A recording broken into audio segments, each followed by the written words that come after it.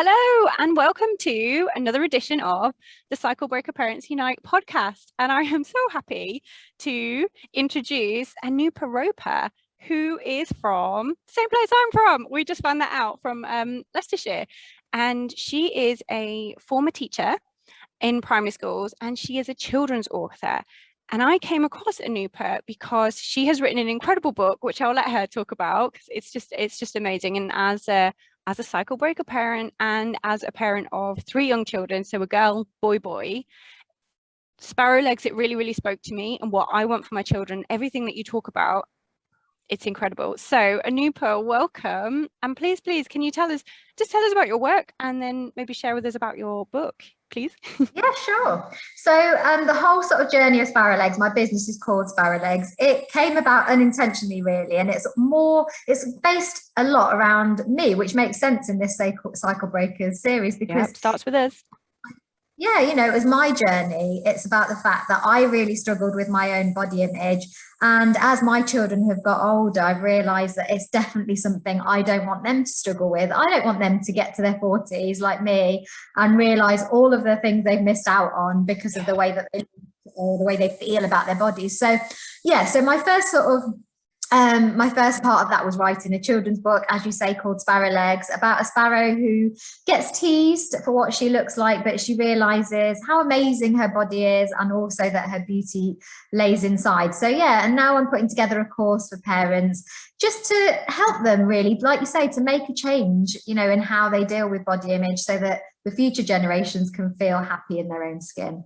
This is the thing we were just talking before. I like to call it on air. I know we're not broadcasting, but until we start recording, we were talking about cycle breaking, and there are so many cycles to break. The societal cycles, there's the way that we were spoken to, in terms of behavior and like punishments and things. And many parents listening to this podcast are thinking of those cycles, but there is another huge cycle that I certainly didn't become aware of before until I was a parent, and especially because my firstborn she was a girl, and I suddenly had this sort of realization of I don't want her to look at magazines when she's a teenager and feel bad about herself. I don't want her to do that. Oh my goodness, and like kind of the weight of raising a girl into womanhood, I felt like it really settled on me. And so I think that is part of cycle breaking. And when we think about one of the key tenets of cycle breaking and conscious parenting is radical compassion, which encompasses radical love for ourselves, like all of us as we are right now and as we always have been. Part of that is loving our bodies. And we women, and especially mums, we were talking about this, like, yes, it's dads and yes, it's boys, and I do exactly the same things with my boys as well, is when your body has changed, when it's like expanded and contracted. I had 3 in 3 years and I was quite large by the time I had, my youngest, because my body had gone expanded, half gone back, and then I got pregnant again, expanded, gone. And I struggled in a way that I had never struggled before. So we do have this unique thing.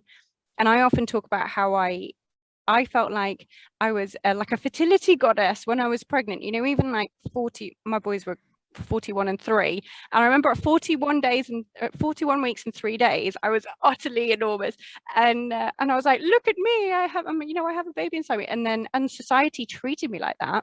And 2 days after I'd had it, well, both boys actually, but certainly 2 days after I'd had my first boy, we'd gone to a play group across the road, and somebody asked me when I was going to get my body back, and I was like, wait, 2 days ago I was a fertility goddess, now I'm fat.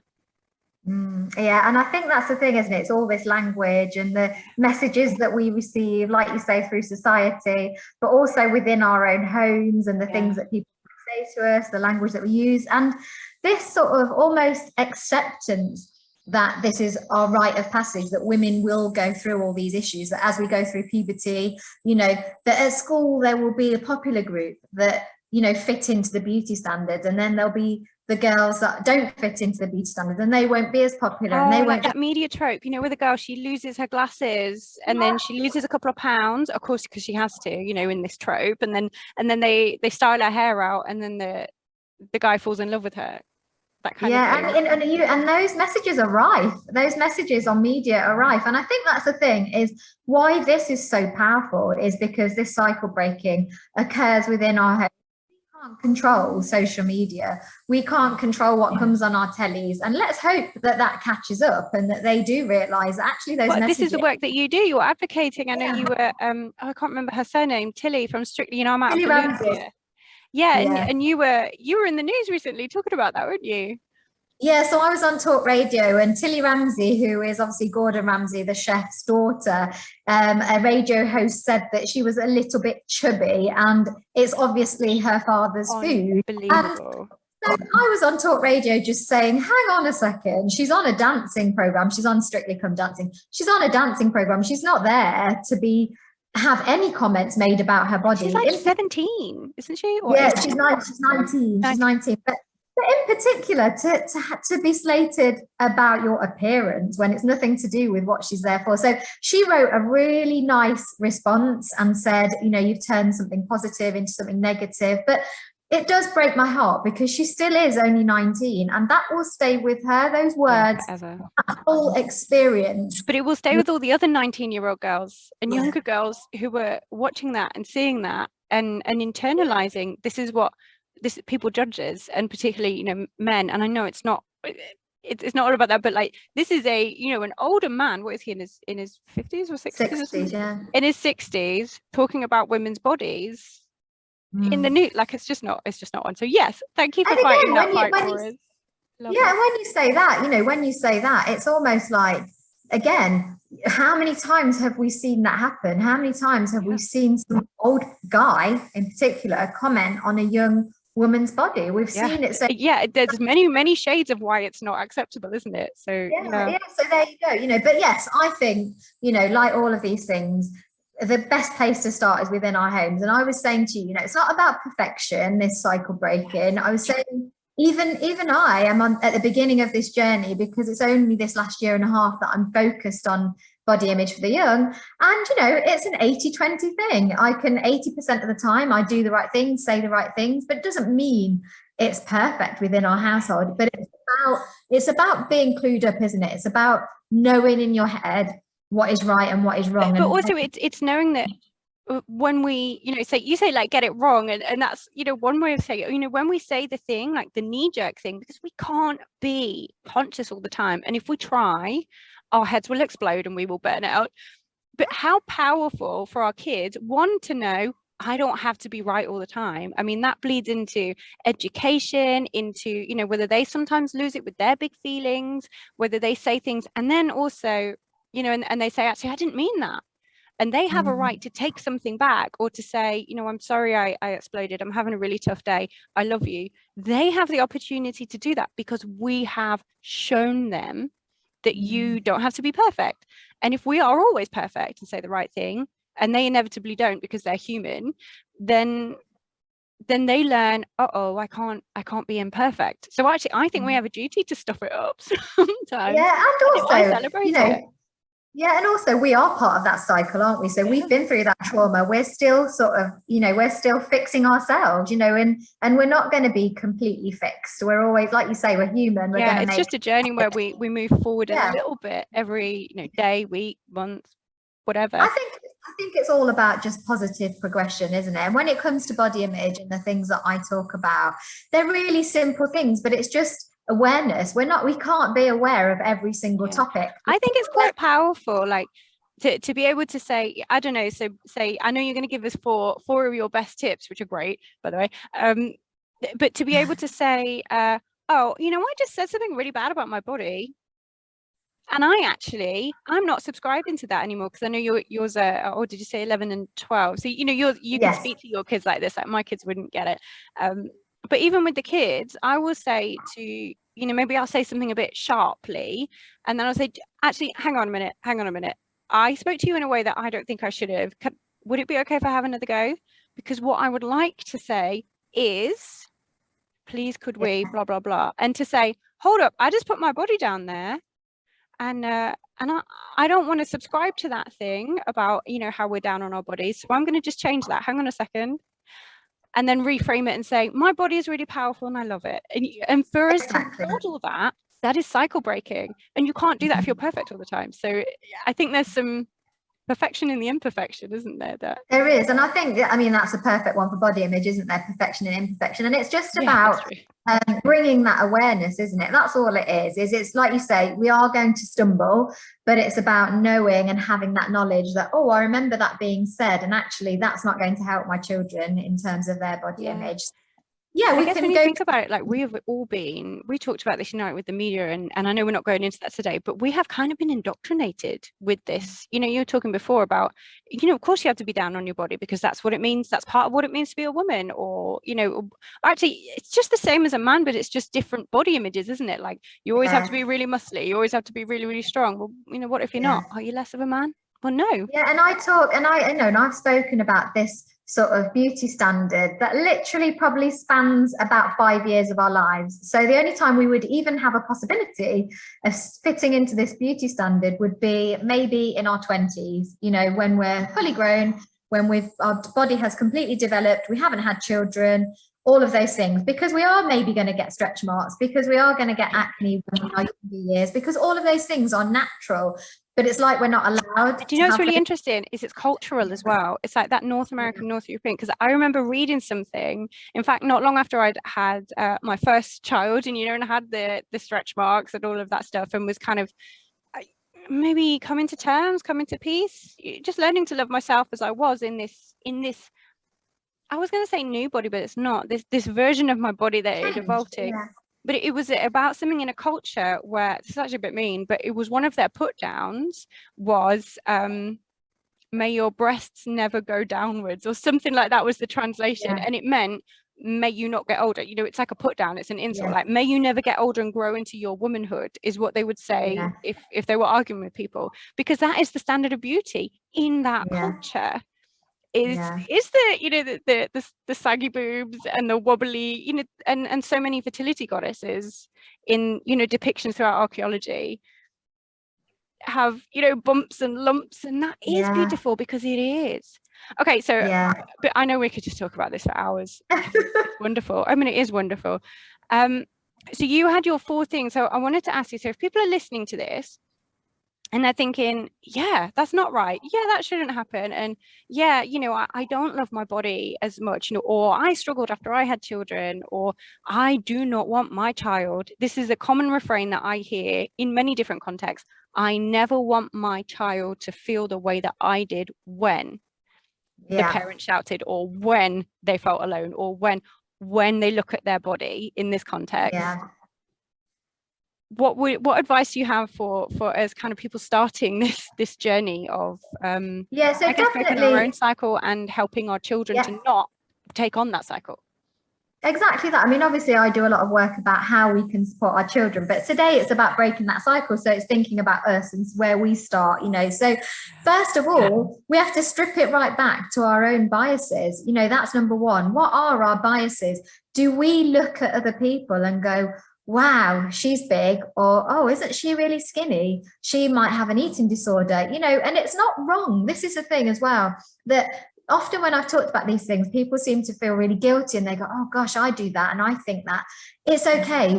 It's not our fault. Curiosity, isn't it? And we've grown up in a culture that has taught us that we should say those things and think those things and have those biases, and we should all aim to be this one type of figure, whether we're a boy or a girl. So first of all, strip it back, look at your own biases. What things do you say about other people? And it's not even about saying them. I think it's what goes through your mind. When you're watching a program, do you judge someone? Not even about a big body and a small body. Do you judge somebody that has a disability? Do you judge someone that has a skin condition? Do you judge the color of their hair, or if they've got wonky teeth? And if you do, then it's like I say, it's not about blame. It's about, let's reframe that. Let's start thinking, well, that's normal. That's the kind of people that are like, oh, I wonder where that came from. Oh, it came from societal conditioning. And that often is enough, isn't it, to diffuse it and go, I'm not doing that. Yeah, I'm not going to fall for this, and I'm not going to continue. And maybe we do it 100 times, and that's fine. Yeah, exactly. And we keep doing it until we show our children as well that all of these people are normal and everyday, and there's nothing bad about them because everybody is a good body. And and tied up in that biases is that second part around language. And do we let our children hear us say those things? Oh, hasn't Auntie so and so put on a bit of weight lately? We may just be saying it to our partner, but our children are there. They're always listening. They're always listening. And when we say things like that, what message is it sending to our children? So it's sending to our children the message that, oh, that auntie is bad, and her body's not worthy now. Yeah, because of the tone. Yeah, because of the way that we're saying it, and the negative connotations Yeah, around. I had a moment, like a true, I guess like it was a birth of the mother kind of moment. And I remember it was my third child. He must have been about 1 or 2, and he was climbing on me, and he kind of grabbed, it was the first thing in the morning, so I was like wearing my pajamas, and he grabbed my belly, and he grabbed a whole roll, and he went like that, and he went, "It's so squishy," and I was like, yeah. Like I felt the contraction of, oh, this is really hard because somebody's, no adult would draw any attention to it. And I sort of had to school myself, take a couple of deep breaths and say, I love my belly because you grew in it. I found it so hard because I have grown up in a society where, I mean, you've seen it, on the TV and in images where people literally like grab their fat or whatever in the mirror, like in films, and they're like, oh yeah, I need to lose some of this. Yeah. This is what we're taught. This is how we are trained to speak about our bodies. Exactly. And it's hard. I can only hope that.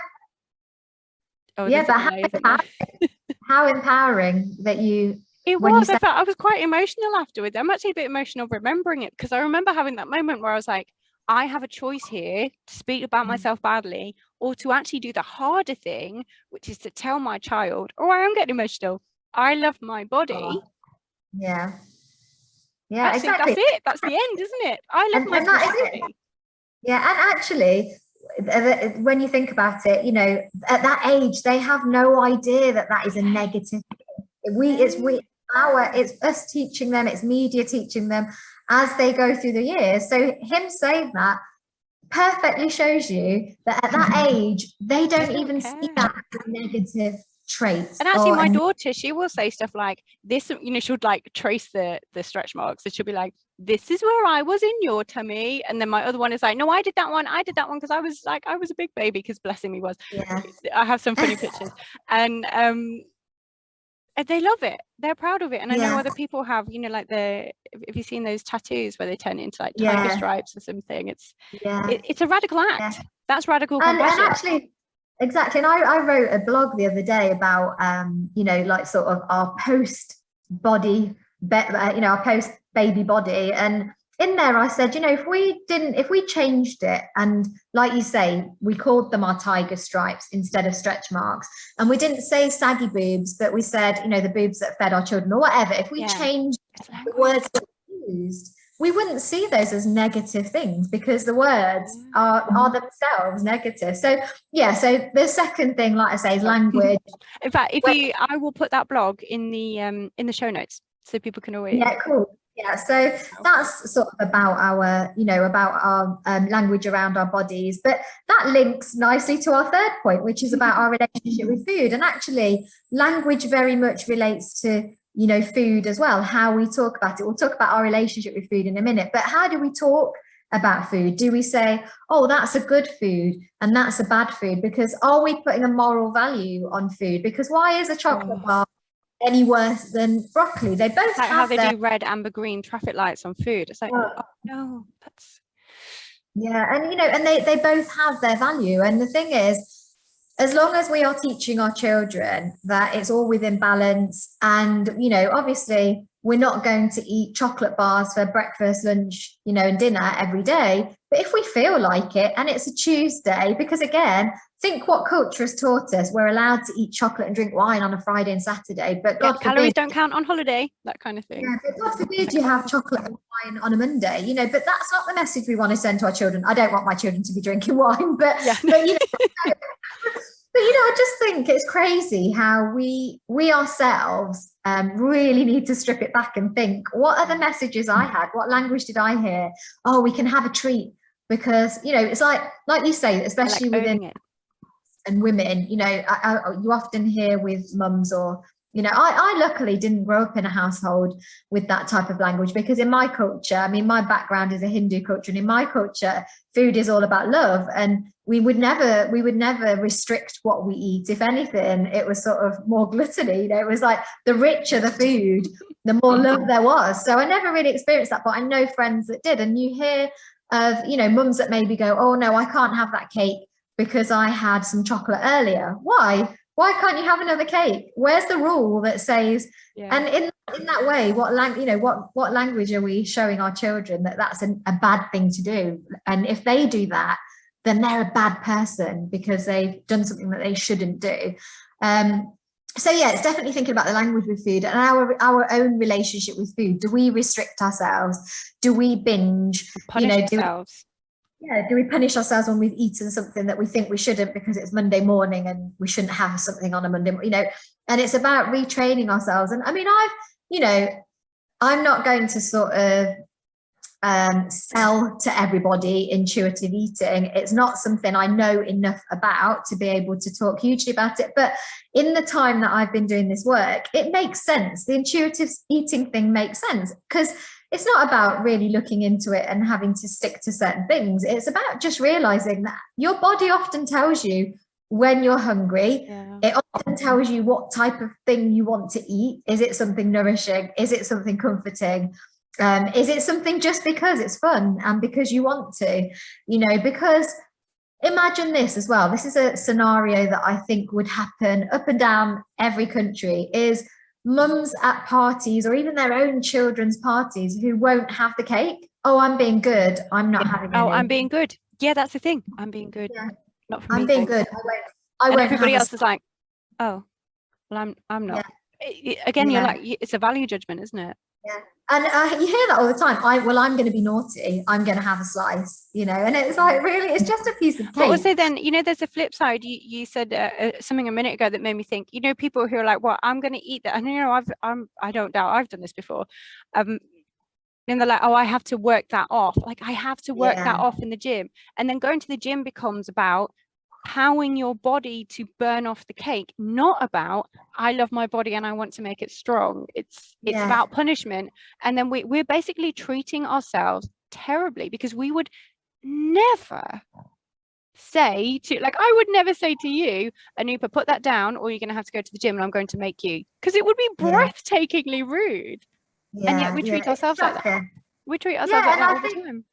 Well, that's the thing. And then so that bigger umbrella, that number 4, is about our own body image, you know. So first we've talked about biases. Let's look at our biases, think what they are. We've talked about our language. What language do we use around our own bodies? Do they hear us say, oh, I don't think I look great in that? Or when we take a photo, do they hear us say, oh no, delete that one because it makes me look awful? Because actually what we're doing is deleting our life, because life is about the outtakes and the bad bits and the good and everything else in between. And then we've talked about obviously our relationship with food, and all of that comes under that bigger umbrella, number 4, which is, let's just strip it back to our own body image. How do you feel about your own body? Do you feel negative about your own body? And the chances are, if you answer yes, that you don't feel great about your own body image, you are sending messages in one way or another to your children. And so we have to work on ourselves, and it isn't easy, and it isn't about, but I've often said as well, it's not about loving our bodies, because I know there's a big sort of self-love movement. And yeah, of course, I love the thought of we love who we are and we love what we look like, and that's an ideal scenario, but it's not necessarily realistic, because body image is, sometimes it's just about feeling a slightly less bad, isn't it? Which is progress. Well, yeah, you know, and we don't wake up every day and we can look in the mirror and feel good about ourselves. We feel differently throughout the month, throughout the week, throughout the day even, you know. And so it's not realistic to imagine a time when we completely love our bodies. But I talk about sort of body acceptance and thinking about accepting our bodies as they are, like you say, in the here and now, accepting what they do for us, you know, thinking about how amazing our bodies are. Yeah, we made a choice as parents to talk about your body does this, because we'd read books and blogs about it. When we talk to our children, we say, say they climb something, and there's a climbing wall nearby, and they go, and we say, your legs are so strong, your legs did that, or your muscles did that, it's so great. And then they will say things, even my 3-year-old, I think one of my most surreal moments of parenting was when my then 4-year-old and then 2-year-old had a fight over who got to eat the last piece of artichoke. Seriously. Because I had said artichokes make you strong, they're full of lots of good stuff, and they had like a full-on fight over who got the last bit. It's like, whoa. I'd fight over artichoke. They're really nice. And yeah, it's about this kind of thing. There's another podcast that people may be interested in about how to support your children with eating and eating more vegetables and having a wider diet, which is really interesting, by Joanne Roach of The Foodies. And it was a similar thing where she said, think about not good. She said exactly the same as you, not good and bad foods, but, sometimes all the time foods and things like vegetables being all the time and getting familiar and used to things. And this makes your body feel strong. This tastes really nice, but it probably won't make your body that strong. And that's okay. This will make you really strong. And they will have, like our kids will say, they'll get to the top of something or do a good tennis serve and say like, my body did that. And we're like, yes. Yeah, and absolutely, you're right. They are very young, so I know we've got more to come, but there's that. But that's the thing, mine are 10 and 12, 11 and 12. He's just 10, 11. But at the moment, they are very confident in the skin that they're in, and part of it is obviously they are hearing the work that I'm doing, and that's helping them to develop. But also, they are young and they've not come across all the stuff that we're yet to come across. But giving them those tools early on, and like you said, breaking that cycle. One thing that is important while we are talking, something that came into my head was, okay, we have to break our own cycles, but we also have to break the cycles of those around us, because quite often, I've read a lot about how a lot of children's body image issues will come from extended family, because I often think that our extended family are quite quick also to comment on our children. Oh, you're eating so much of that, that's really greedy. Or oh, aren't you so tall and skinny? Or, and I think we also, once we've broken our own cycle, need to stand up and break the cycle of others within our family. Because if we're only doing it within our nuclear family, we're not necessarily supporting. It's a good start. It's a very good start, because it will always come back to us. But yeah, you're right, there's more. And sometimes that can just be we talk about how strong our bodies are because we love our bodies. And sometimes that can be a bit challenging to people around us, but I kind of feel like that's our role sometimes, is to be a bit awkward and to advocate. Well, like you said, as a positive body image advocate, sometimes we have to have the awkward conversations and say, or even take someone aside and say, please don't call him fat. Please. Yeah, and about ourselves. I did a post just yesterday about, how can we talk to people when they say things about us that we don't like. And I was saying that my son, last year we were at a park and a boy said to him, because he's got my little Sparrowlegs pressing, but someone said, you're so skinny, I bet you don't eat anything. And he blew me away, because his response was, actually, he said, I'd prefer it if you call me slim, and actually I eat a lot. And I just thought, bless him, he's heard all that's around him. So that's incredible. And for people to hear that this is what kids can do if we as parents, work on all those 4 things that you said, which I will put in the show notes for everybody, and the link to the blogs as well. Kids do it. Kids do say it. It's not a myth. It's not a lie. It actually happens. And they do it themselves if there's enough kind of background work, which we get to do as parents. So my next question is, how can people contact you? Because you said about a Facebook post. I follow you on Facebook. I'm on you. Well, I follow you everywhere. So yeah, where can people find you and contact you? And how can we buy Sparrowlegs?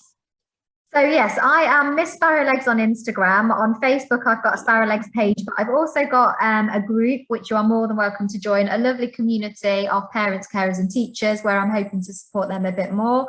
And I've just set up a website. Please don't judge it, but it is sparrowlegs.com. Everything is in the name of Sparrowlegs.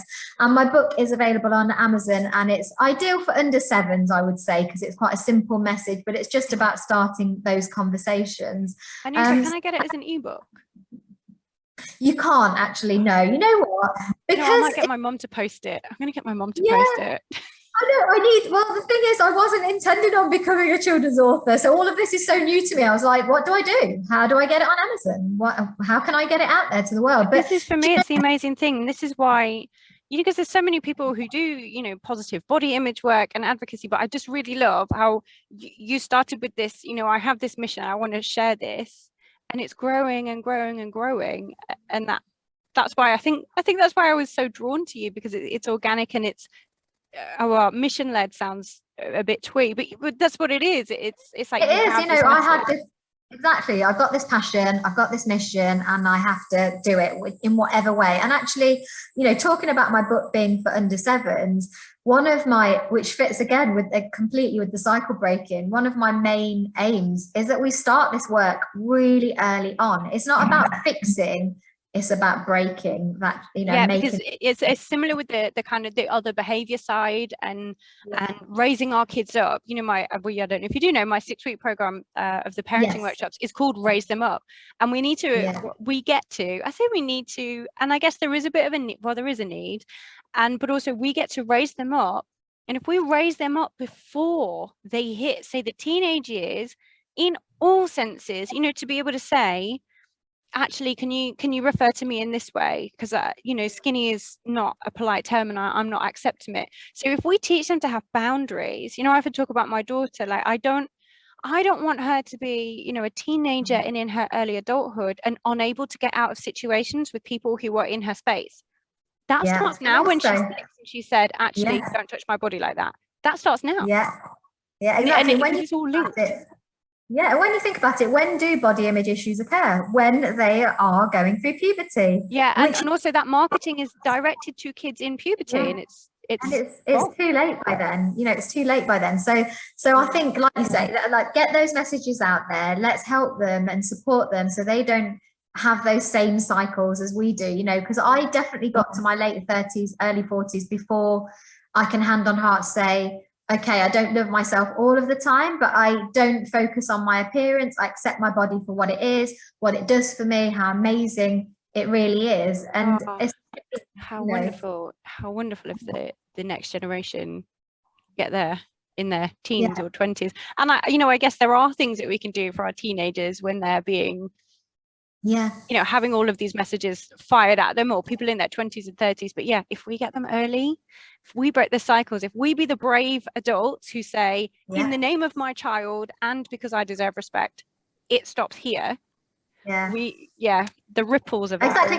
Actually, one last thing, because I know we could forever. One last thing is, I was also thinking when we were talking then, yes, it's about our children, but the other part of the jigsaw is that we have to teach them to accept others. So yes, about their own bodies, but the more we send the message that they also have to accept differences in others, they also have to accept that people come in different shapes, sizes, appearances, that will also support them too. Like that they can, because I guess that thing is that when we're taught different is scary, seeing different bodies and different ways of acting, it becomes something that we want to fight against.